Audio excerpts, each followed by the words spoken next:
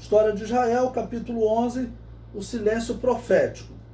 É chamado de silêncio profético por não termos profetas literários neste período, tá bom?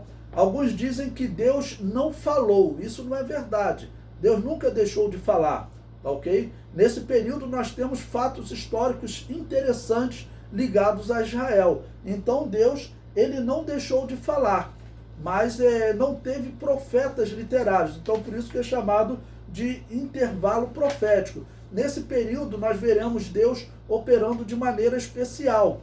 Por exemplo, é nesse período que vai surgir a Septuaginta, uma tradução do hebraico para o grego, que colaborou muito para que o Antigo Testamento fosse mantido vivo na história de Israel, já que a partir desse período, depois do cativeiro babilônio, o hebraico vai se tornar um idioma, assim, uma língua semi-morta. Poucas pessoas falavam hebraico.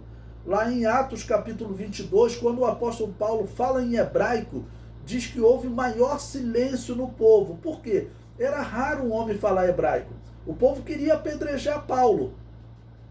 Mas, como ele falou o idioma santo, né, eles tinham que fazer silêncio diante do idioma santo. Então o apóstolo Paulo usou como estratégia: olha, eu vou falar em hebraico, que esses hereges estão querendo me perseguir, vão ter que fazer silêncio para me ouvir. Porque quando falava assim em hebraico, já que era raro um israelita falar hebraico. Provavelmente os homens que estavam perseguindo Paulo, eles só falavam aramaico. Ou seja, perderam o que eles diziam ser o idioma santo, tá bom?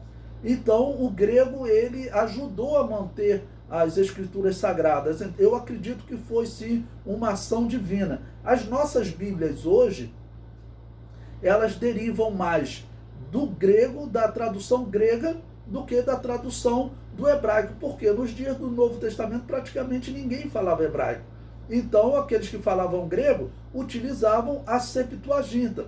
É por isso que nós temos questões nas nossas Bíblias que vêm da Septuaginta. A Septuaginta, por exemplo, passou a chamar de Mar Vermelho o mar que Israel atravessou quando saiu de Canaã.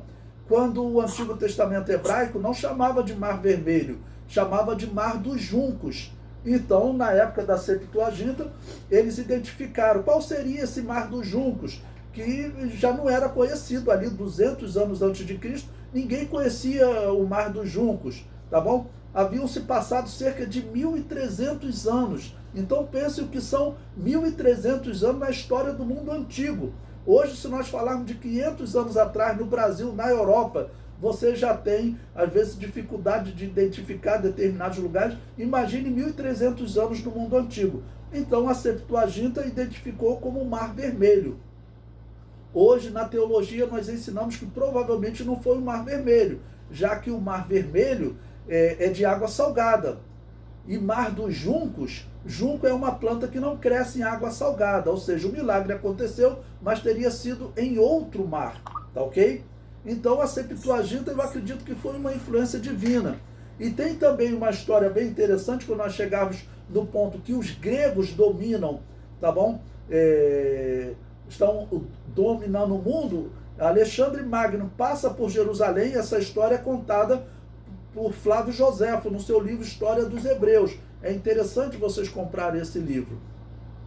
Então Flávio Joséfo conta que Alexandre Magno passou por Canaã e, passando por Jerusalém, ele pediu, né, alimento. Ele não ia fazer guerra contra Jerusalém, contra os israelitas. Mas aí o sacerdote, né, falou: olha, nós temos um pacto com Dario e não podemos trair Dario. Então nós não podemos lhe dar alimento. E diz a história que Alexandre fez uma promessa: olha, eu vou fazer guerra com Dario, vou vencê-lo, e quando eu voltar eu vou dar uma surra exemplar em vocês. Ele foi e venceu Dario, aí ficaram todos apavorados, né?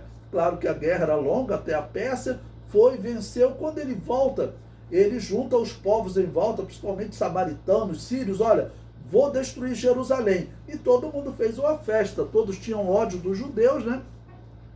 E diz a história que quando ele marchou contra Jerusalém, o povo todo apavorado: agora o novo império do mundo vem para nos destruir. e disse que Deus mostrou um sonho ao sacerdote, tá bom? Relatado por Flávio Joséfo. Deus mostrou um sonho ao sacerdote, dizendo para ele, olha, quando ele se aproximar dos portões, vocês saiam, abram as portas da cidade, vista as tuas vestes sacerdotal, com todos os sacerdotes te acompanhando, e vá ao encontro do imperador. Só faça isso. O sacerdote obedeceu a Deus, e quando ele foi em direção ao imperador, diz a história que o imperador dobrou os joelhos diante dele. E os outros samaritanos, os povos que queriam destruir os judeus, né, ficaram espantados, mas o que está havendo, imperador? Ele falou, não, esse homem com essas vestes, eu tive um sonho em que um Deus me dizia, olha, você será o conquistador do mundo, tá bom? E o Deus que me aparecia, ele me mostrava um grupo de homens exatamente com essas vestes. Então eu não posso lutar contra este povo, contra o Deus que anunciou que eu seria o imperador do mundo, quando eu ainda era um jovem, lá na Macedônia, tá bom? Então ele entrou para Israel, para Jerusalém, e na verdade ele reverenciou o Deus de Israel. Então eu acredito que nesse período, tá bom? Deus ele não abandonou, ele não ficou sem falar, tá ok? Então, silêncio profético é porque não houve profetas literários. Prosseguindo, é também chamado de período interbíblico, porque é o intervalo entre o Antigo e o Novo Testamento, tá bom? Então, esse período é retratado entre Malaquias e Mateus, ou seja, ninguém retratou. Alguns definem esse período como um período sem profetas. Não concordamos com essa definição. Acreditamos que Deus não ficou sem testemunho na terra.